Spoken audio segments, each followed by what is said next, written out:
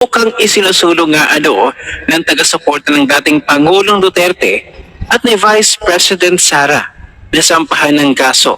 Tama. Itong si Antonio Trillanes sa kanyang pambibintang Tama. kay Sammy Uy. Ka. Naku po, Trillanes, magbalot-balot ka na. At ito may sagot si VP Sara sa mga aligasyon ni Antonio Trillanes ng House of Representatives ng Committee on Justice.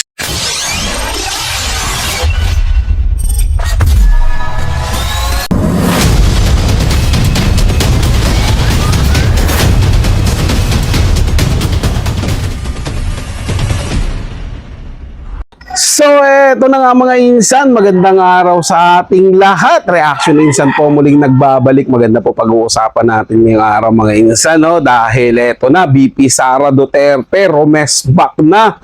Antonio Trillanes kakasuhan ni Sammy Uy. Ito po yung mga insan, yung Sammy Uy, yung sinasabi niya na drug lord daw, na protector o kasama ng mga Duterte sa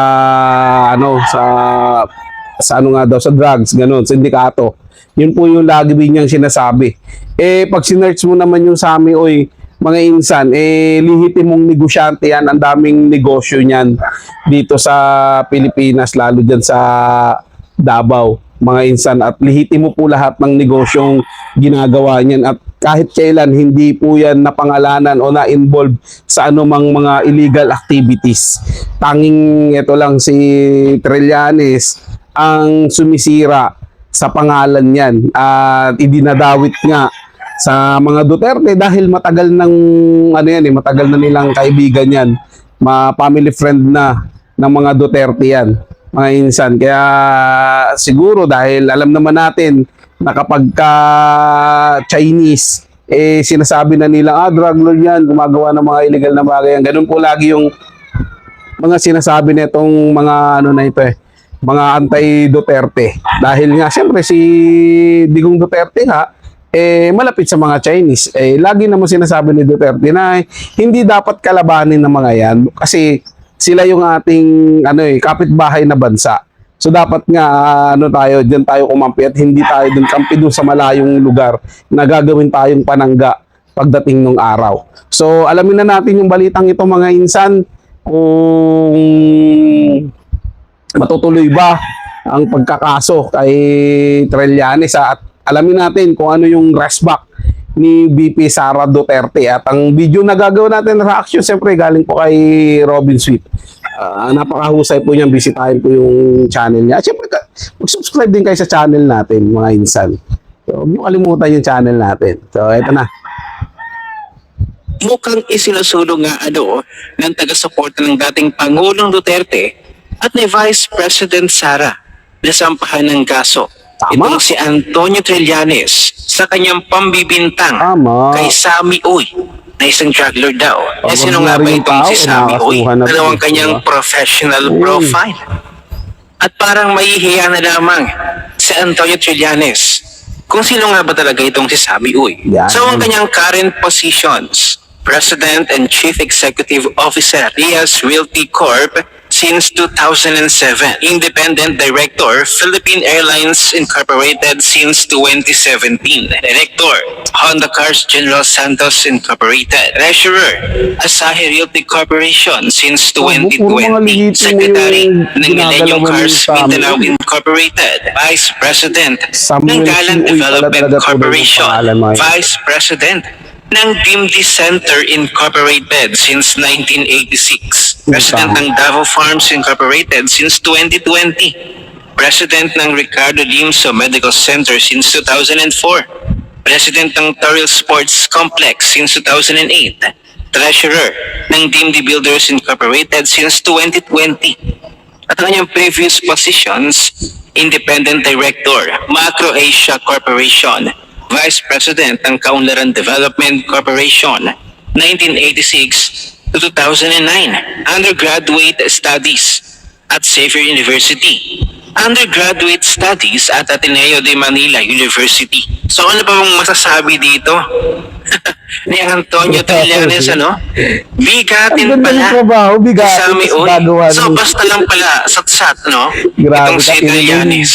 Paano magiging drug lord ito? May trabaho palang maayos. Paano kung Ganda-ganda ng trabaho. talagang seryosohin ni Sammy, itong si Trillanes, paano kapag hindi nila na-impeach si Vice President Sara?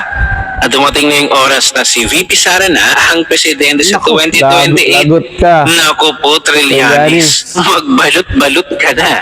At ito may sagot si VP Sara sa mga aligasyon ni Antonio Trillanes ng House of Representatives ng Committee on Justice. Sinasabi nilang magnanakaw si Vice President Sara. Ito ang sagot ni VP at tiyak matatamaan kayo dito. Ito ang kanyang sagot. Mga kababayan, for nearly a decade, Mr. Antonio Trillanes IV has been peddling the same incredible story about alleged billions in bank accounts from 2016 to 2026. Nothing in his narrative has changed.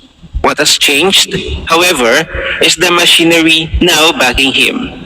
Today, he is backed by a sitting president who must be compelled to submit to a simple drug test. Lawbender members of the House of Representatives that have received maletas and have repeatedly disregarded constitutional limits. A commission on audit that appears to time its issuances in a manner that conveniently aligns with political attacks, and newly installed AMLC officials who remain silent and refuse to clarify that there have been no findings of violations of anti-money laundering laws and the billions of peso in bank accounts are untrue. Hindi rin maikakaila ang timing ng lahat ng ito. Ang sunod-sunod na aligasyon at kaso laban sa akin ay nagsimula matapos akong umalis sa kabinete. Sa panahong tumanggi akong pumirma sa isang pambansang budget na hindi ko kayang ipagtanggol. Yun ang natatandaan ko mga insan. Diyan talaga ako na, tinandaan ko talaga yan. Yung pagkaalis ni BP Sara Duterte sa ahensya ng kagawaran ng edukasyon dahil nga kinukuha yung budget niya doon, binabawasan, hindi siya pumayag, nilabanan niya yon. Doon nagsimula ang lahat. Yun po talaga yung natatandaan ko niyan mga insan. Nabigla na silang hindi na sila okay ni BBM. Andyan na yung nagparinigan na, andyan na rin yung dinala na si Tatay Digong Duterte doon sa The Hague, Netherlands, at sinasabi nga ni Pangulong Marcos na hindi siya makikialam sa ICC, tapos malaman-laman natin sila pa yung gumastos sa eroplano, di ba? Di ba kasama na rin dyan yung panggigipit sa kingdom ng ni Pastor Apollo Kibuloy sa sa pangunguna yan ni Torre. 'Di ba? Doon pa lang kasi nungalingan na, yung sinasabi nila na wala daw mga armas, pero ang daming armas. Doon na lahat talaga nag-umpisa yan hanggang nilabas ni BP Sara Duterte at sinabi niya na ang pondo ng Pilipinas ay hawak ng dalawang tao lang, ni Saldico at ni Romualdez. So eto na nga, nagkagalit-galit na sila ngayon. Si Saldico naglayas, nagtatago dahil ginawa siyang sakripisyong tupa. At sinabi niya kung sino yung mastermind doon. Ngayon naman, si Romualdez naman, yung parang nanlalaglag kay Bongbong Marcos. Di ba? Parang nag-aano sila ngayon, nag-aaway-away, nagtuturuan na, at nadamay na ngayon si Chis Escudero, mga insan. Kasi nung time na yon, siya yung Senate President. At nilinawin ko lang mga insan hindi po ako naniniwala dyan sa drama nila Romualdez at ni Marcos. Still, magkaugnay pa rin yan. Parehas pa rin dugong Marcos yan mga insan Baka palabas lang na nila yan. Baka laro lang nila yan. Hindi natin alam kung anong mga dyan. Mahilig sila sa mga ganyan diversion So antayin na lang natin talaga lumabas yung buong katotohanan kapag napalitan na yung Pangulo at syempre may lakas na ng loob na bumalik si Saldico sa Pilipinas para linawin lahat. Kasi siya maiipit talaga dyan dahil nagtatago siya Sabagay, tama lang yan kasi maya may gawin ngang di maganda sa kanya. So kailangan niya muna din talaga mag-ingat. At fake news din pala yung sinabi ng Pangulo na aresto si Saldico. Wala pong katotohanan yan. Si Anticler talaga at si Bongbong mahilig sa fake news Sila talaga yung number 1 fake news sa Pilipinas mga insan. Sa taong bayan, Simple lang ang sagot ko sa lahat ng paninira. Malinis ang aking service record. Tama. Hindi ako kailanman nagkaroon ng kaso sa paggamit ng pondo ng bayan. Tama. Lahat ng aking ari-arian at pera ay idineklara ko sa aking salin. Tama. Ang bawat Naniniwala sentimo ako sa'yo, BP Sara. ay mula sa lehitimong pinanggalingan at may kaukulang dokumento.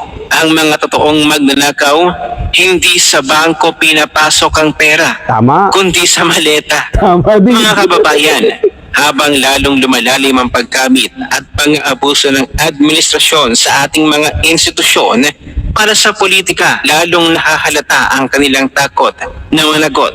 Kung gaano katindi ang paninira sa akin, ganon din katindi ang katahimikan at takot nilang managot sa bilyon-bilyong pisong ninakaw. Inilagay sa maleta at inilabas sa bansa. Nasaan ang malinaw na sagot sa mga bilyong-bilyong piso sa flood control projects? Nasaan ang konkretong solusyon sa patuloy na pagtaas ng presyo ng bilihin, sa kahirapan at kagutuman? Wala sila Nasaan niyan. ang direksyon sa usapang pangkapayapaan sa Mindanao? Wala sila niyan. Nasaan ang tuloy na Basta masiraan lang independent nila foreign BP Sara policy? Duterte. Yun At sila. nasaan ang agarang aksyon sa mga krimen na patuloy na nararanasan ng ating mga kababayan? Huwag kayong magpalinlang sa ingay ng impeachment na ito, dahil ang tunay na laban ay para sa kapakanan ng mga Pilipinong dumaranas at dumaraan sa tumitinding hamon ng buhay araw-araw. Tama. Syukran. Iba din. Si VP Sara, Tama no? talaga, Talagang namanghang yung diretsahan. mga ano niya. Tama nga naman, ang tunay na magnanakaw, hindi ilalagay sa Kaya nga eh. bangko. Bistado Dahil ka dyan. magtatrace yan. Ang tunay na magnanakaw, Mali-maleta. sa maleta inilalagay. Tama, tama. Make sense nga naman. Kasi kung sa bangko mo ilalagay, may mga transactions yon. Bawat lagay mo sa bangko, Oo. every transactions. Di tulad dung sa Malalaman maleta, dito, bakit susuhulan mo nilalagay lang nito? yung mga tagapagdala ng maleta. O edi instant, wala nang automated transactions. Malinis. Gaya nga nasabi ng 18 Marines, ano? Sila nagde-deliver sa mga kongresista at may mga senador din na kanilang napag-deliveran ng mali-maletang pera. At ito ay pera ng taong bayan. Siyempre. Diba? Napakahina ng Tax natin kupote yan eh. ng mga pink at loyalista. Make sense nga naman. Gagawa ka ng pagnanakaw na alam mong mahuhuli ka din. Diba? Ay, So ay. tama, no? Napapanahon itong sinasabi ni VP Sara. Oo. Ang tunay na magnanakaw, sa maleta ay pinapasok ang pera, hindi sa bangko. I'm sure, matatamaan dito yung mga buhayang kongresista na yan. Yan sila Jinky Luistro, sila Joel Chua, at ang iba pa niyang mga kasamahan. I'm sure, asar na asar dito. Kasi sinabi ni Vice President Sara. So balik tayo doon sa sinasabi ni Antonio Trillanes na isang juggler ditong si Sammy Uy. Eh kung ito ay isang juggler, bakit hindi siya hinuhuli ng NBI, ng PDEA, at ang PNP?